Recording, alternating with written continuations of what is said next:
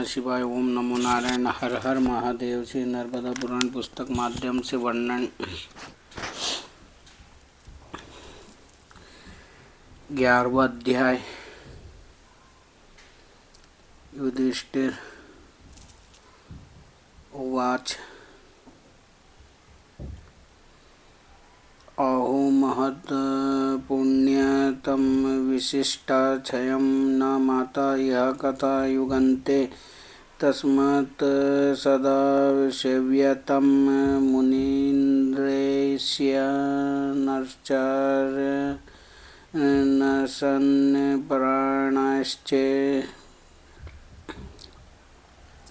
युधिष्ठिर बोले, अहो नर्मदा बहुत पुण्यदायिनी और श्रेष्ठ है, जो प्रलय में भी नष्ट नहीं होती। इसी से नर्मदा का ध्यान पूजन स्नान में लगे हुए बड़े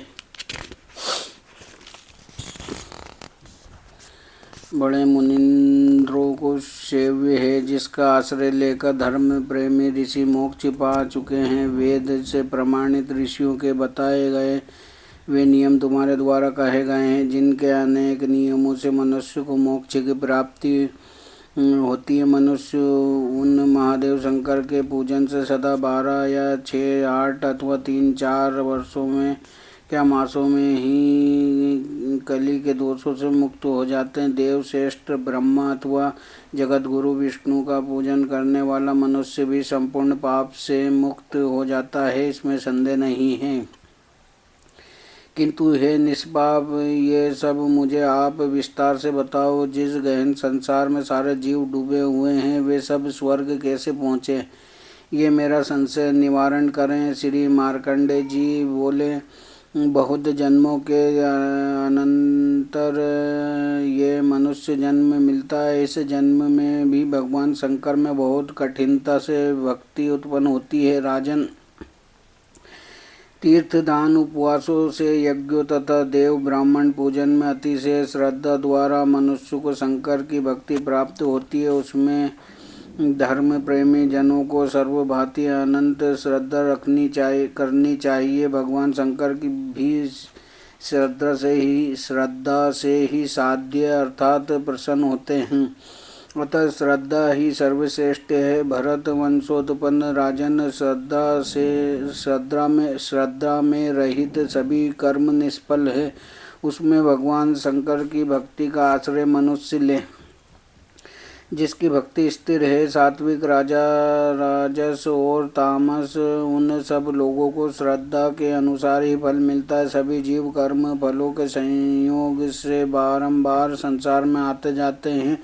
सैकड़ों जन्मों में देवों का भजन पूजन करने वाले ज्ञानी पुरुषों के पाप कर्म के क्षय होने से तीनों देवों ब्रह्मा, विष्णु और महेश रूप शंकर में भक्ति होती है। भगवान शंकर से मनुष्य को निसंदेह मोक्ष प्राप्त होता है। पुनः जो ब्राह्मण नर्मदा तट का आश्रय लेकर तीनों वेदों के मार्ग में संदेह रहित है, वे परम गति पाते हैं। एकाग्र मन वाले जो पुरुष या अविकारी अविनाशी शिव शंकर की भक्ति पूर्वक पूजा करते हैं, वे शीघ्र ही सिद्ध हो जाते हैं।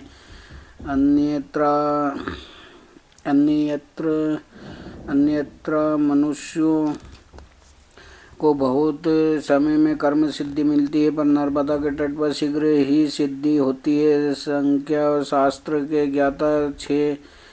ज्ञाता जन 6 वर्षों में सिद्ध होते हैं। ज्ञान प्राप्त वैष्णव भी आगे सिद्ध हो जाते हैं। नदियों के समुद्र में मिलने की भांति सब योग जानने वाले लोग माहेश्वर योग को पाकर प्रलय काल में एकता को पा लेते हैं। अतः सब योगों में माहेश्वर योग ही श्रेष्ठ है। माहेश्वर शंकर के परम भक्ति रूप माहेश्वर योग को पाकर मुक्त हो जाते हैं। भगवान शंकर की पूजा या नर्मदा तट पर शंकर की उपासना कर फिर मनुष्य जन्म नहीं लेते। यहाँ गति बड़ी दुर्लभ है, कठिन है, सब पापों का विनाश करने वाली है। जीव नर्मदा का आश्रय लेकर शीघ्र ही संसार से मुक्त हो जाते हैं। अतः मनुष्य नित्य ही नर्मदा में स्नान करे और भस्म लेपन करें।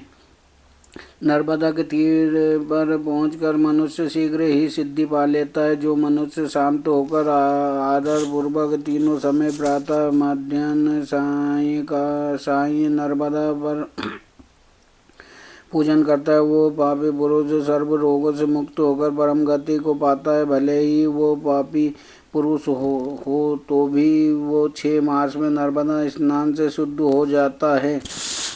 शुद्ध मन वाले पुरुष तो 3 मास में ही शुद्ध और सिद्ध हो जाते हैं। जैसे सूर्य किरणों के स्पर्श से पहाड़ की बर्फ के टुकड़े हो जाते हैं, ठीक उसी प्रकार शुद्ध भस्म के कणों से स्पर्श से पाप भी विलीन हो जाते हैं। सद्योजातम आदि मंत्रों से युक्त भस्म से अभिषिक्त शंकर जी भक्त ब्राह्मण सूर्य के समान निर्मल प्रकाशमान होते हैं। जिस प्रकार गरुड़ के भेद से डरे हुए सर्प का भाग जाते हैं, उसी प्रकार भस्म से अभिषिक्त होने पर संपूर्ण पाप नष्ट हो जाते। नर्मदा के जल से पवित्र हुए भस्म से जो अपने शरीर को दूसर लिप्त करते हैं, वे शीघ्र ही पाप समुदाय से मुक्त हो जाते, इसमें संशय नहीं है। जो पुरुष पशुपत व्रत का विधि पूर्वक कहे गए नियम पालन करते हैं, शूद्र के अन्न से रहित हुए वे परम गति को प्राप्त करते हैं। ब्राह्मण का अन्न अमृत, क्षत्रिय का अन्न दूध,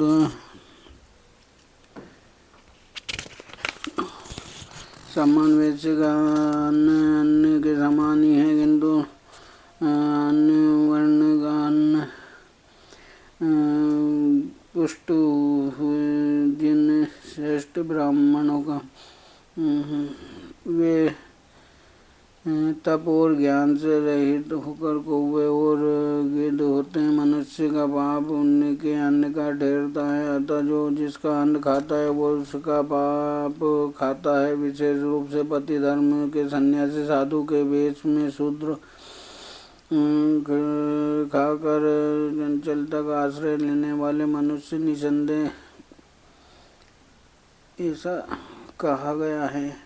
इस मनुष्य भी शंकर में भक्ति रखने वाले स्थिर चित्त के ब्राह्मण बड़े पाप को भी जला देते हैं, परंतु पाखंडी, लोभी एवं चंचल वृत्ति वाले पुरुष ना तो संभाषण के योग्य है, ना पास बैठाने के ही योग्य है। वेद की ऐसी आज्ञा है। कुछ लोग माता पिता के दोषों से और दूसरे अपने कर्मों के दोषों से या मिथ्या ज्ञान, अभिमान से और कोई अहंकार से नष्ट हुए धर्मशास्त्र के अर्थों से विरुद्ध चलने वाले क्लेशों को भोगते हुए भी शिव मत में शिव भक्ति के प्रभाव से उत्तम गति को पा लेते हैं। श्रद्धा रहित, पाखंडी, निंदित दृष्टांतों के अर्थों पर चलने वाले दुष्ट अविवेकी पुरुष सिद्धि नहीं पाते। केवल तीर्थ कीर्तन मात्र में निंदित, दुष्टि एवं भावना वाले लोग सिद्धि नहीं पाते। तीर्थ का बड़ा प्रभाव होने पर तथा शंकर की भक्ति का आश्रय लेने वाले लोलुप जन निसंदेह नीच योनियों में जन्म लेते हैं। तीर्थ एवं दान आदि से सभी पापों का विनाश नहीं होता, किंतु अज्ञान व प्रमाद से किए गए पाप ही विनष्ट होते हैं। ये समझकर विधि पूर्वक परमात्मा का जप आदि करते हुए ब्राह्मणों को बारंबार स्वधर्म में तत्पर होना चाहिए। ऊर्ध्व रूप से त्रिलोचन रुद्र के मंत्रों का जो अध्ययन जप आदि करते हैं, आसक्ति रहित वह पुरुष 6 मास में ही साक्षात शंकर के दर्शन करता है। जो नर्मदा के तट पर निवास करते हैं, इंद्रियों के वश में न होकर रुद्र संहिता की 10 आवृत्ति करते हैं, वो सब पापों से मुक्त होते हैं। श्री नर्मदा के तट पर निवास करते हुए जो पुरुष शिव अथवा विष्णु की इस पुराण संहिता का नियमित पाठ करते हैं अथवा इसके तट पर शिव अथवा विष्णु की लीला विशेषों का वर्णन करते हैं, वो शिव के समीप शिव के स्वरूप हो जाते हैं। प्रलय पर्यंत वो स्वर्ग लोक में पूजित होते हैं। सांसारिक दुख की निवृत्ति के लिए नंदीश्वर ने जो प्रथम कही देव, ऋषि, सिद्ध गंधर्वों के मध्य शिवालय में नंदीश्वर के द्वारा गाई गई उस शुभ गीता को हे राजन तुम एकाग्र मन हुए सुनो, संसार के भेद का नाश करने वाली तथा स्वर्ग और मोक्ष देने वाली पवित्र ये नंदी गीता है।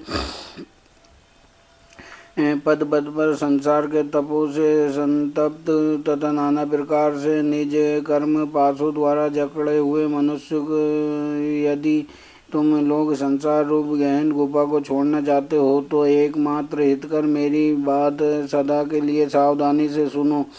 इंद्र, तुम कुटिलता का परित्याग करो। यम, तुम कष्ट मत करो। वरुण, तुम अपने चित्त को शांत करो। धनेश, तुम लोलुपता लोभ चंचल्याएं छोड़ दो। दीनों तथा अनाथों और योग्य पात्रों को सब धन दे दो। यदि तुम संसार समुद्र की तरंगों के विक्षोभ से व्याकुल हो, जन्म ग्रहण तथा मृत्यु से डरे हुए, काम क्रोध लोभ आदि से ग्रसित हुए तथा यम नियम आदि से ग्रसित हुए पुरुष को परम पावन पिनाकी शंकर क्या नहीं पालते। यम, तुम व्यर्थ अभिमान मत करो।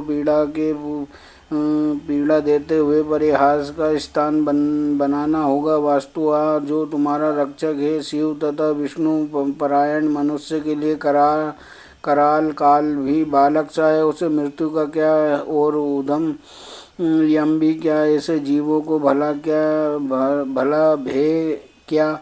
नर्मदा के तट पर रहने वालों के तथा संसार के बाहर से दुखी जीवों के भय का निवारण करने वाले भगवान शंकर ही है। दीन जीव, तुम शिव का ही भजन करो, शिव का ही चिंतन करो, शिव की स्तुति करो, शिव का ही पूजन करो, शिव को नमन करो। ज्ञान तथा मोक्ष यदि चाहते हो तो शिव संबंधी पुराणों का पठन करो तथा पंचाक्षर नाम ओम नमः शिवाय मंत्र का जप करो। पंचात्मक तत्व का चिंतन कर अपने शुद्ध स्वरूप को समझो। केवल शंकर का भजन पूजन करो। यदि सर्व कल्याण पंचमुख श्री शिव की पूजा करते हो तो नाना भावों से युक्त शोक पहुँचाने वाले परिणाम से दुखदायी अनेक कर्मों के करने से क्या है। संसार रूपी हाथी के मद पूर्ण सिंगाड़ों से या बड़े कोलाहलों से भी क्या है। यदि भगवान शंकर की भाव रूपी गंध से सेवा की है अरे मूर्ख, कर्मवश दुख पूर्ण विषाद से क्या प्रयोजन। ये पापों के नाश में भयंकर भय विनाशक भवानी पति शंकर को भजो। सदा नर्मदा तट पर विहार करने वाले, दुखों के विनाशक, स्वर्ग और मोक्ष को देने वाले, देवों के इस पापों को नष्ट करने वाले श्री शंकर की सेवा करो। देव नदी गंगा को भी सेवी, नर्मदा को और उनके तीर पर स्थिर शंकर तथा विष्णु को छोड़कर गुण पागल की भांति भाव भक्ति से रहित होकर दिशाओं के किन भागों में भागे जा रहे हो। नर्मदा का पुण्य जल सेवन करो। सनातन सदाशिव का पूजन करो। पंचाक्षरी विद्या नमः शिवाय का जप करो। इष्ट स्थान पर जाओ। बहुत उपायों से अपने शरीर को क्लेश देने से क्या लाभ है। नर्मदा में पहुंचकर अनायास प्रसन्न होने वाले उत्कृष्ट स्थान वाले शिव को भजो। इस प्रकार नंदीश्वर ने कैलाश पर्वत पर शिव के समीप लोकपाल देवों के सामने जो कहा वो मैंने तुम्हें भी सुनाया। श्री मार्कंडेय जी बोले, नर्मदा के तट पर रहकर स्नान दान में तत्पर, धर्म में नित्य स्थित वाला पुरुष सब पापों से छूट जाता है। बिना विधि के नित्य चाहे 100 वर्ष पर्यंत सब वेदों का स्वाध्याय करे पर मृत्यु वारक जप के समान ही वो है। चाहे गुणों से भले ही वो अधिक हो। जिस प्रकार बीज और योनि से अशुद्ध पुरुष शंकर को नहीं पाता, उसी प्रकार लंगूल मंत्र भी गत वायु वाले पुरुष में स्थिर नहीं होता। गायत्री के जप से युक्त संयमी नियमित चित्त वाला गुणों से अधिक है। अग्नि, पीले ईशत्व और जयत्व और नित्य ही अगन आया ही इन मंत्रों का जप करे। सन्नो देवी इस मंत्र का तट पर स्थित होकर भी जप करता है वो सब पापों से छूट जाता। नित्य सावधान होकर अंग शिक्षा व्याकरण आदि उपांग पुराण इतिहास आदि सहित वेदों का नित्य सावधान होकर पाठ करते हुए भी पुरुष वो फल नहीं पाता जो फल संयमी पुरुष गायत्री मंत्र से प्राप्त करता है। वेदज्ञ ब्राह्मण एक रुद्र सूक्त स्वाध्याय कर सब पापों से छूटकर विष्णु लोक जाता है और अन्य जप योग मंत्रों की स्थिति आरण्यक सूक्त आदि भी पुण्यदायक हैं जिनसे मनुष्य पापों से मुक्त होकर विष्णु लोक जाता है। नर्मदा के जल के साथ उसके तट के पास जो कुछ जप किया जाता है या दान देते हैं वो सब अक्षय हो जाता है। ऐसे उत्तम व्रत का संकल्प लेकर जो नर्मदा का आश्रय लेते हैं वे मरकर अविनाशी वैष्णव और अविनाशी शिव पद पाते हैं। कुछ लोग अप्सराओं से युक्त हो सत्य लोक जाते हैं, दूसरे सूर्य लोक में प्रलय पर्यंत निवास करते हैं। राजश्रेष्ठ इस प्रकार इस वर्तमान लोक में कुरुक्षेत्र निवासी 10 करोड़ ऋषि मेरे साथ नर्मदा के तट पर निवास करते। महाभाग वे फल मूल का आहार करते हुए शिव की पूजा करते रहते हैं। वहाँ समय की संख्या के अनुमान से दिव्य 100 वर्ष अर्थात मानव समय के मान से 26,000 वर्षों का समय व्यतीत हो चुका है। राजश्रेष्ठ तब वहाँ संधि काल बीत जाने पर मनुष्य के 100 वर्ष शेष रहे। तदंतर लोगों का विनाश करने वाली अनावृष्टि अवर्षण हुई जिससे संपूर्ण जगत का भयंकर विनाश हुआ।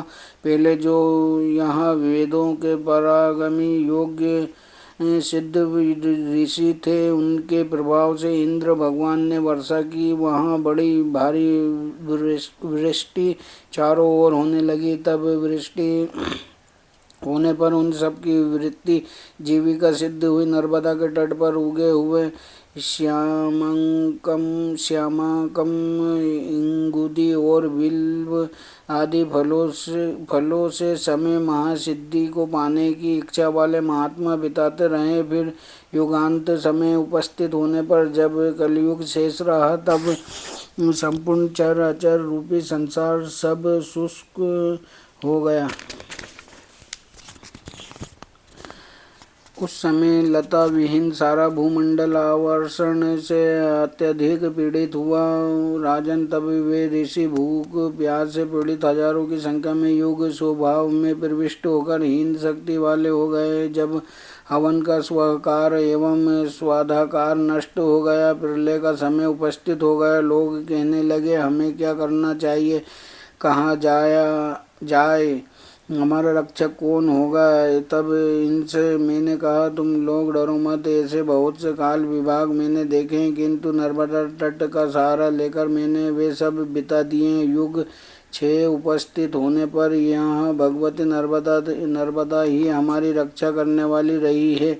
श्रेष्ठ ब्राह्मणों, हमारी रक्षा के लिए कोई दूसरी गति नहीं है। ब्राह्मणोत्तम यही सब जीवों की जननी है। पितामह तथा उनके पितामह वे सभी इस महानदी नर्मदा का आश्रय लेकर स्वर्ग पहुँचे। भृगु आदि 7 मेरे पितामह जो प्रथम हो चुके हैं और पवित्र मुस्कुराहट वाली मेरी पावनी सौभाग्यवती गोमणी और मेरी माता मनस्वती तथा भार्गव आगंगिरीश पुलस्त्य पुला वशिष्ठ अग्नि नंदन कश्यप तथा महाभाग्यशाली नियम विरत का आचरण करने वाले अन्य सैकड़ों हजारों महर्षि यहाँ सिद्धि पा चुके हैं। इससे ये भगवती सदा ही सेवनी है, इसका कभी त्याग न करना चाहिए। इस प्रकार तीनों लोकों का उत्तम फल देने वाली और नदी नहीं नर्मदा के तट पर निवास करने वाले महात्मा अनेकों द्वंद्वों सुख दुख आदि तथा भूख प्यास आदि बड़े भयों से भी भयों से शीघ्र छूट जाते हैं। अतः इस लोक और परलोक में उत्तम कल्याण चाहने वाले मनुष्य को श्रेष्ठ नदी नर्मदा का सर्व उपाय से सेवन करना चाहिए। ओम नमो शिवाय। ओम नमो नारायण। हर हर महादेव। नर्मदे हर जिंदगी भर।